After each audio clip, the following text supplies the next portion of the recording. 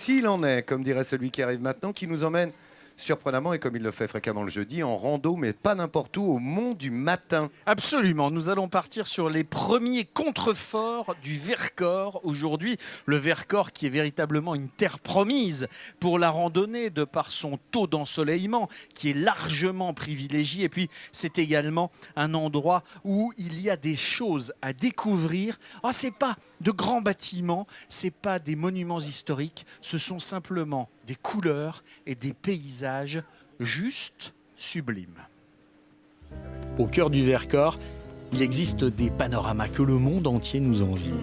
Ici, partout, la nature exulte et offre aux hommes son plus beau visage, celui d'un massif préservé aux mille et une couleurs.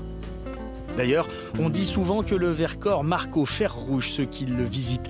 Et sous la brume matinale du col de Tourniol, à 1145 mètres, des randonneurs vont vérifier cet adage en compagnie de Valérie. Bonjour. Salut Valérie. Bonjour. Ça va bien ce matin? Très bien. Bon, un peu frais, hein. Vous avez vu? Bon, le soleil va venir, hein. On a encore un peu de nuages, mais... Bon, bienvenue dans les monts du matin, alors.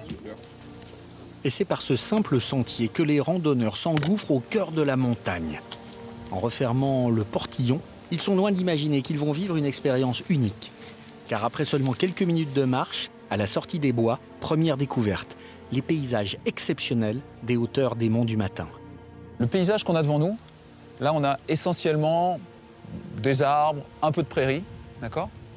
Plus loin, on distingue, là-bas tout au bout, vraiment un espace de prairie, en fait. Hein. Et donc, c'est la plaine de Léoncel, en fait, le petit village qui est en contrebas. C'est en admirant ce paysage entre ciel et terre que les randonneurs comprennent pourquoi, il y a plusieurs siècles, des moines sont venus s'installer ici, au cœur de cette vallée. Ça fait plus de 40 ans que je viens dans le Vercors et je suis toujours pas lassé. J'ai encore envie d'y revenir, même si quelquefois on va marcher ailleurs. On revient toujours dans le Vercors. Et si on revient toujours, c'est aussi pour se confronter aux éléments. Ici, l'homme ne peut que se sentir humble face à la force et à la puissance de la nature. Et avant de commencer l'ascension vers le mont Pierre-Chauve, il faut s'équiper, car le Mistral de ce matin ne laisse aucun répit. Bon, là, vous faites bien attention où vous mettez les pieds. Donc, vous suivez bien là où je mets mes pieds. Donc, c'est toujours des marches qui ne sont pas très faciles à prendre, un petit peu en dévers. Donc, on y va tout doucement. À cette altitude, il n'y a pas que le vent qui gêne la progression. Le froid commence à s'installer et chaque pas est une petite victoire pour les randonneurs. Ben là, c'est un peu difficile. On attaque les difficultés. Il faut faire des tout petits pas. Attention de ne pas glisser sur les pierres. Mais ça va.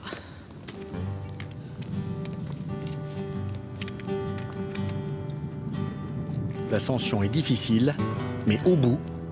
Wow, magnifique. La récompense, quand on est bien monté, c'est beau, il y a un coup d'œil là, sans sas.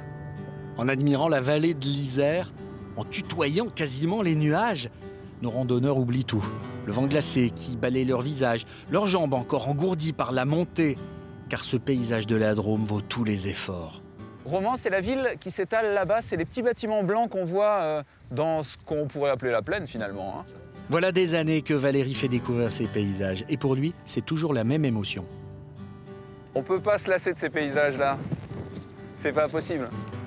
C'est pas possible. Dans le Vercors, la vie est partout. Et après les sommets, les randonneurs attaquent les plaines d'herbes hautes où il suffit de baisser les yeux pour percevoir les traces de vie animale de la région. Ah. Ici, les traces du passage d'un chevreuil. Des noyaux d'olive. Ouais, on dirait des noyaux d'olive, c'est vrai. Quand on sait pas trop ce que c'est et qu'on n'a pas trop peur de se salir les mains, Oui, c'est ça. évidemment, hein. Ben, on ouvre. Voilà, exactement. Ah oui, On ouvre. on regarde qu'est-ce qu'il y a dedans.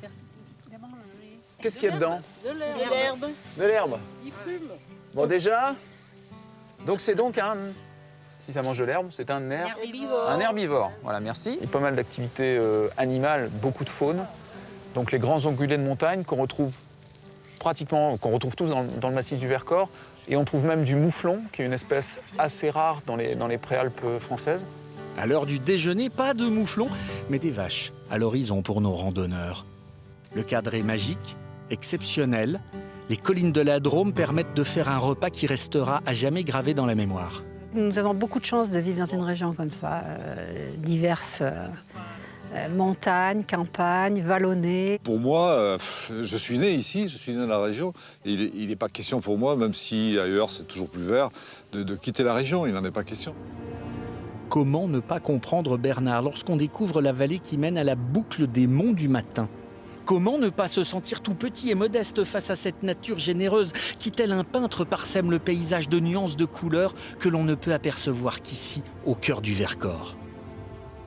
Il y a une vraie harmonie et finalement une certaine poésie à regarder ça et à la contempler. Une certaine tranquillité d'esprit aussi. En terminant le parcours par la boucle des monts du Matin, en prenant ce sentier qui signe le retour à la civilisation, on se dit que longtemps, les paysages du Vercors marqueront la mémoire de ces randonneurs.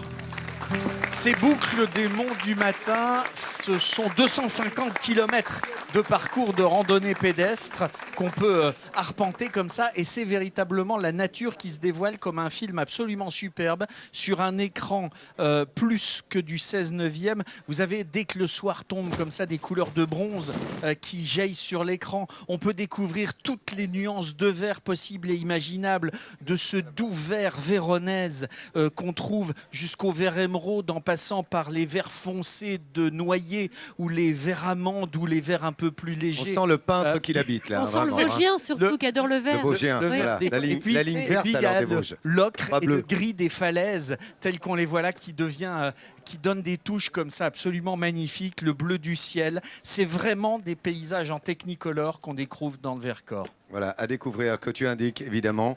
Et tu nous conseilles d'y aller. Hein. Bien belles images ce matin, une fois de plus, dans Midi en France.